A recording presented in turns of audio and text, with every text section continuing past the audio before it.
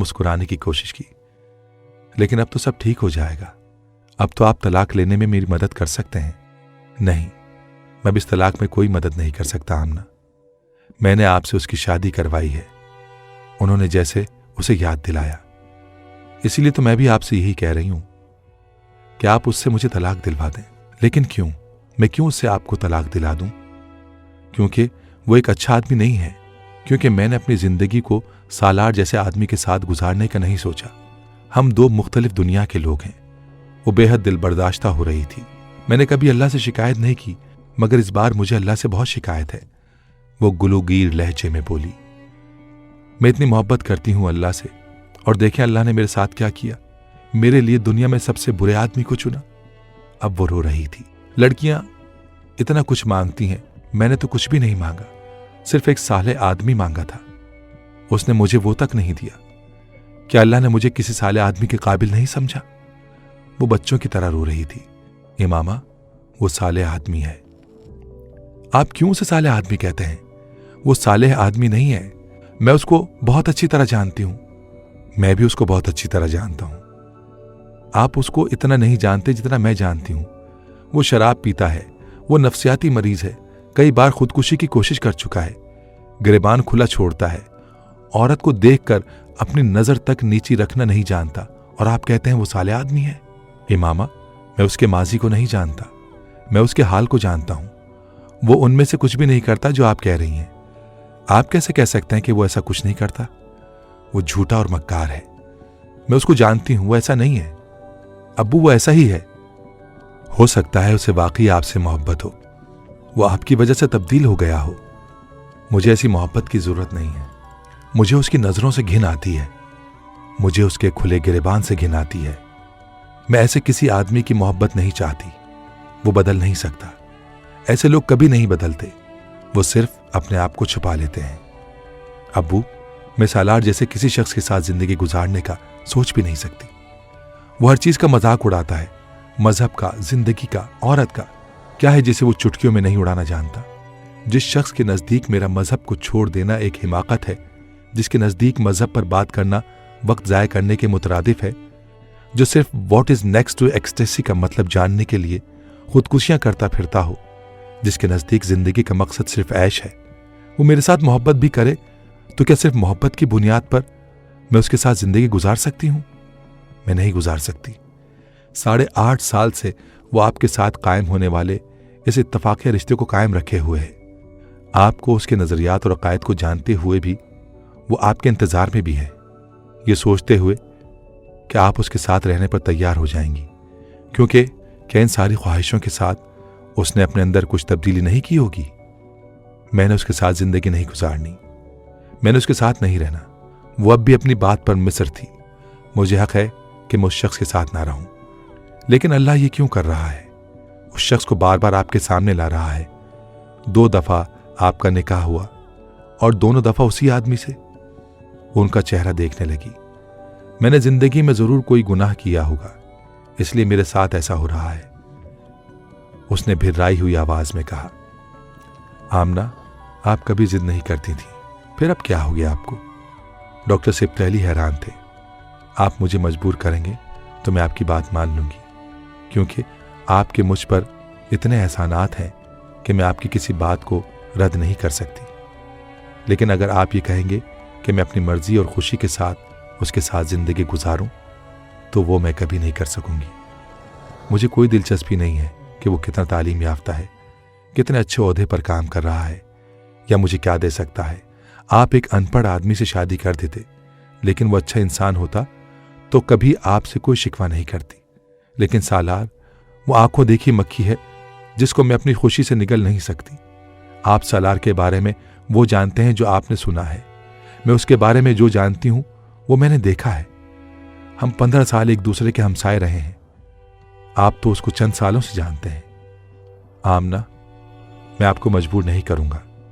रिश्ता आप अपनी खुशी से कायम रखना चाहेंगी तो ठीक है, लेकिन सिर्फ मेरे कहने पर इसे कायम रखना चाहो तो ऐसा करने की जरूरत नहीं है।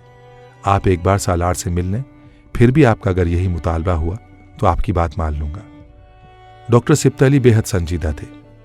उसी वक्त मुलाजिम ने सालार के आने की इत्तला दी। डॉक्टर सिब्ते अली ने अपनी घड़ी पर एक नज़र दौड़ाई और मुलाजिम से कहा, उन्हें अंदर ले आओ। मुलाजिम हैरान हुआ। हाँ, यहीं पर, डॉक्टर सिब्ते अली ने कहा। इमामा उठ खड़ी हुई। मैं भी इस तरह उससे बात नहीं करना चाहती। उसका इशारा अपनी मुतवर्रम आंखों और सुर्ख चेहरे की तरफ था। आपने अभी तक उसे देखा नहीं है, आप उसे देख लें, उन्होंने धीमे लहजे में उससे कहा। यहां नहीं, मैं अंदर कमरे से उसको देख लूंगी। वो पलटकर अपने कमरे में चली गई। कमरे का दरवाजा खुला था। उसने उसे बंद नहीं किया था। कमरे में तारीकी थी। अध खुले दरवाजे से लाउंज तक आने वाली रोशनी इतनी काफी नहीं थी कि कमरे के अंदर अच्छी तरह से देखा जा सके। वो बेड पर आकर बैठ गई। अपने बेड पर बैठकर उसने अपनी उंगलियों से अपनी आंखों को मसला। वो जहां बैठी थी वहां से वो लाउंज को बखूबी देख सकती थी। 9 साल के बाद उसने अध खुले दरवाजे से लाउंज में एक शख्स को नमूदार होते हुए देखा, जिसे वो एक तवील अरसे पहले मुर्दा समझ चुकी थी, जिससे ज्यादा नफरत और घिन उसे कभी किसी से महसूस नहीं हुई थी, जिसे वो बदतरीन लोगों में से एक समझती थी और जिसके निकाह में वो पिछले कई सालों से थी। तकदीर क्या इसके अलावा किसी और चीज को कहते हैं। अपनी आंखों में उतरती धुंध को उसने उंगलियों की पोरों से साफ किया। डॉक्टर सिब्ते अली उससे गले मिल रहे थे। उसकी पुश्त इमामा की तरफ थी। उसने मुआनका करने से पहले हाथ में पकड़े हुए फूल और एक पैकेट सेंटर टेबल पर रखा था। मुआनके के बाद वो सोफे पर बैठ गया। तब पहली बार इमामा ने उसका चेहरा देखा। खुला गिरेबान, गले में लटकती जंजीरें, हाथों में लटकते बैंड्स, रबर बैंड में बंधे बालों की पौनी। वहां ऐसा कुछ नहीं था। क्रीम कलर के एक सादा शलवार सूट वास्कट पहने हुए था। हाँ, जाहिरी तौर पर बहुत बदल गया है। उसे देखते हुए उसने सोचा, उसे देखकर कोई भी यकीन नहीं कर सकता कि ये कभी उसकी सोच का सिलसिला टूट गया। वो अब डॉक्टर सिब्ते अली से बातें कर रहा था। डॉक्टर सिब्ते अली उसे शादी की मुबारकबाद दे रहे थे। वो वहां बैठी उन दोनों की आवाजें बआसानी सुन रही थी और डॉक्टर सिब्ते अली के इस्तफसार पर उन्हें इमामा के साथ होने वाले अपने निकाह के बारे में बता रहा था। वो अपने पछतावे का इजहार कर रहा था कि किस तरह उसने जलाल की शादी के बारे में उससे झूठ बोला, किस तरह उसने तलाक के बारे में उससे झूठ बोला।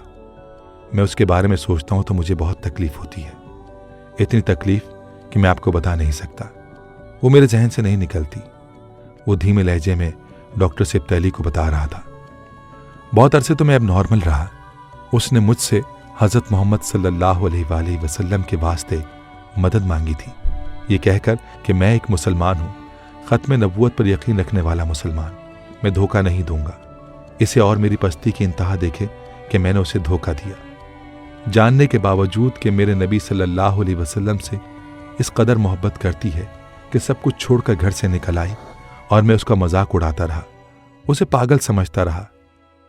जिस रात में उसे लाहौर छोड़ने आया था, उसने मुझे रास्ते में कहा था कि एक दिन मुझे हर चीज की समझ आ जाएगी, तब मुझे अपने औकात का पता चल जाएगा। वो अजीब से अंदाज में हंसा था। उसने बिल्कुल ठीक कहा था, वाकई हर चीज समझ आ गई है। इतने सालों में मैंने अल्लाह से इतनी दुआ और तौबा की है। वो बात करते करते रुक गया। इमामा ने उसे सेंटर टेबल के शीशे के किनारे पर अपनी उंगलियां फेरते देखा। वो जानती थी कि वो आंसू जब्त करने की कोशिश कर रहा था। बाज दफा मुझे लगता है कि शायद मेरी दुआ और तौबा कबूल हो गई। वो रुका। मगर उस दिन मैं आमना के साथ निकाह के कागजात पर दस्तखत कर रहा था तो मुझे अपनी औकात का पता चल गया। मेरी दुआ और तौबा कुछ भी कबूल नहीं हुई। ऐसा होता तो मुझे इमामा मिलती, आमना नहीं। ख्वाहिश पर तो अल्लाह ताला इंसान को वो दे देता है कि मौजज़ों के अलावा कोई चीज़ जिसे पूरा नहीं कर सकती। मेरी ख्वाहिश देखे मैंने अल्लाह से क्या मांगा। एक ऐसी लड़की जिसे किसी और से मोहब्बत है।